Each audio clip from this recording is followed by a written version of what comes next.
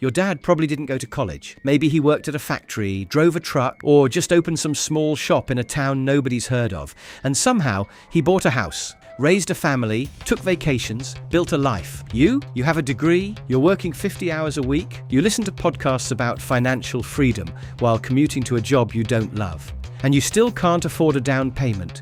This isn't a motivation video. I'm not going to tell you to wake up at 5 a.m. or cut your morning coffee. I'm going to tell you why the math has changed and why it was never really fair to begin with. Let's go back to somewhere between the 1950s and 1970s, what economists call the golden age of capitalism. And honestly, the name checks out. Back then, a single income was enough to support a whole family. Not comfortably rich, just comfortably. A factory worker could buy a house, put 2 kids through school, and still have enough left over for a used car and a summer trip somewhere boring. College was either free or close to it. Job security actually meant something. And if you just showed up, did your work, and didn't do anything catastrophically stupid for about 30 years, you were going to be okay. Sounds like a fairy tale, right? It kind of was. But here's the thing, it was real. In 1970, the average American home cost roughly 2 to 3 times the average annual salary. Today, that number is closer to 7 or 8 times. In the UK, a house in 1980 cost around 4 times the average income. Now it's over 9. Your dad wasn't smarter than you. He wasn't grinding harder. He just showed up at the right time. Lucky guy. So what actually happened?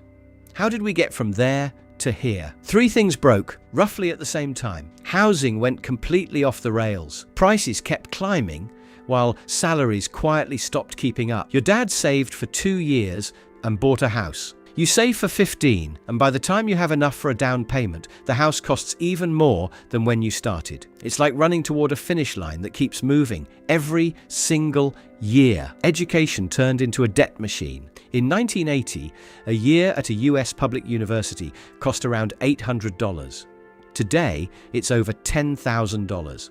And that's just tuition before you add housing, food, and the crushing existential weight of it all. Your dad started his career at 0. You started yours with a huge debt. That's not a small disadvantage. That's a decade of your life spent paying off the starting line before you can even begin to race. And job security quietly disappeared. Your dad's company gave him a pension, a monthly check guaranteed until the day he died, just for showing up and being loyal.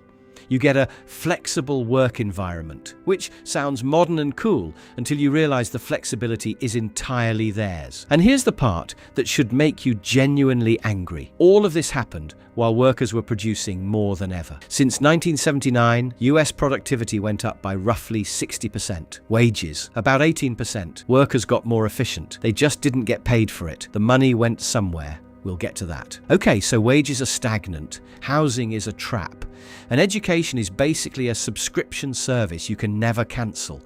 But wealthy people keep getting wealthier. How does that work? Here's the thing, nobody teaches you in school, and I genuinely think this is one of the most important things you can understand about money. There are 2 ways to make it. 1, you work, you get paid, you trade your time for money. That's most of us. That's the whole game we're told to play. 2, your money works and you just exist. That's how wealth actually builds itself. If you have $10,000 in savings, congratulations. At a decent return, you make maybe $400 a year. That's a nice dinner. If you have $1 million, you make $40,000 a year without working, without doing anything, just by having the million. And if you have 10 million, that's $400,000 a year, passively, while you sleep. You know what $400,000 a year is. That's a salary, a life-changing salary. Except it's not a salary. It's just the natural result of already being rich. Your dad, if he bought that house, built equity over decades. He owned an asset that grew in value while he lived in it. That's wealth building quietly in the background. You're renting.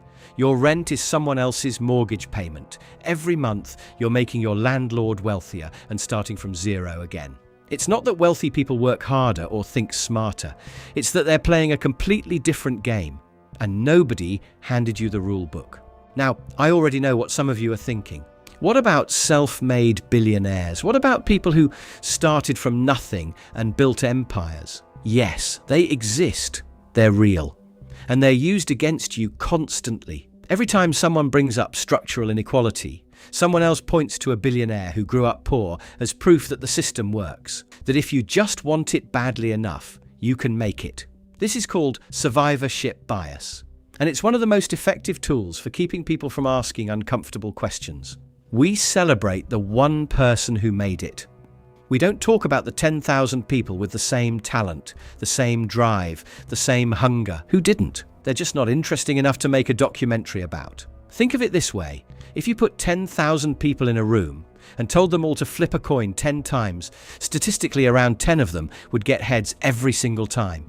Pure luck. Are those 10 people gifted coin flippers? No, they just happen to be standing in the right spot. Now imagine those 10 people writing books called The Secrets of Coin Flipping, My Journey to Heads. That's the self-help industry. Look, individual effort matters, choices matter. I'm not saying nothing you do makes a difference, but study after study shows that where you were born, who your parents are, and what zip code you grew up in predicts your financial future far more reliably than your work ethic does. The United States, one of the wealthiest countries in human history, has lower economic mobility than Denmark, Germany, and Canada. The American dream is, statistically speaking, more likely to come true if you're born in Scandinavia. So what do you actually do with all of this? I'll be honest, I don't have a 5-step plan that fixes a decades-long structural problem. Anyone selling you that is lying. But here's what I think actually matters. Stop blaming yourself for being broke. The economy was not designed to make you wealthy. It was designed to make you productive. And those two things are not the same. You're not failing the system. The system is just not built for you to win. Learn how money actually works, not how you were taught it works. If you don't understand the difference between earning money and owning assets, you'll spend your entire life trading hours for dollars and wondering why the number never gets big enough. The earlier you understand this, the earlier you can start doing something about it. Even small amounts, invested early, grow in ways that feel almost unfair once you see them. And maybe most importantly, stop waiting for permission to be angry about this. The gap between what workers produce and what they're paid is not an accident. It didn't happen naturally. It was the result of decades of policy decisions made by people who were already comfortable. Your dad had a tailwind, the economy was growing, wages were rising, and the rules were simple enough that just showing up was enough. You're flying into a headwind. That doesn't mean you can't move. It doesn't mean progress is impossible. It just means you need to know what you're actually up against. The first step to winning a rigged game is knowing it's rigged.